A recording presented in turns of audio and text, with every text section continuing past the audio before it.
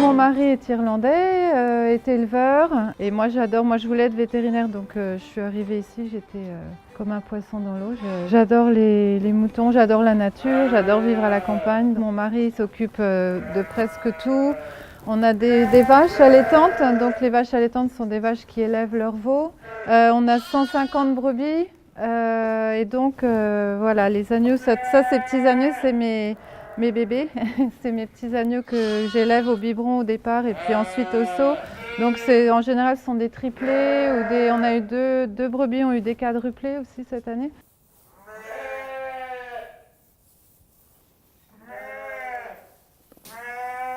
Nous, ce qu'on a en brebis, on a ce qu'on appelle des mules. Donc, ce sont des croisements de brebis de montagne de l'ouest de l'Irlande qui sont croisés avec des border Leicester.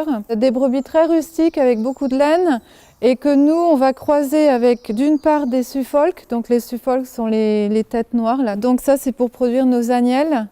Et ensuite, on a des charolais, des moutons charolais, des béliers charolais pour la viande. 70% de la production irlandaise part à l'export et en général en France. Donc on les vend quand ils ont à peu près à partir de 4 mois, 4-5 mois, 6 mois.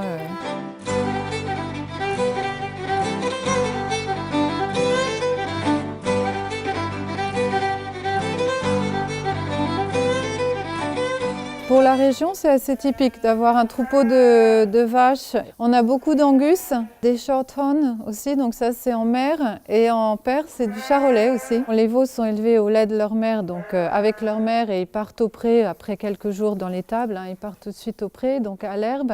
Et nous, on les vend au sevrage, donc à peu près à 6 mois, l'âge de 6 mois. Et à ce moment-là, on les appelle des broutards. Et donc les broutards partent dans des fermes d'engraissement, qui vont les engraisser pendant encore une année et ensuite commencer à les vendre à l'abattoir.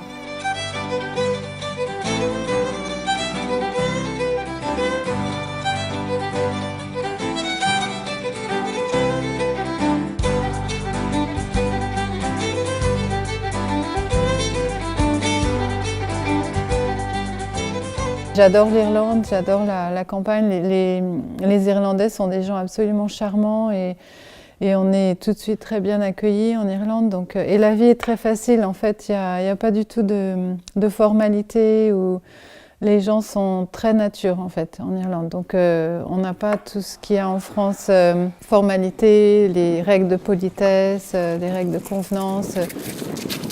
Ce qui est drôle, c'est qu'en fait, le Pays Basque et l'Irlande ont beaucoup de points communs au niveau des paysages. La côte entre Sokoa et Hendaye, on pourrait se croire en Irlande.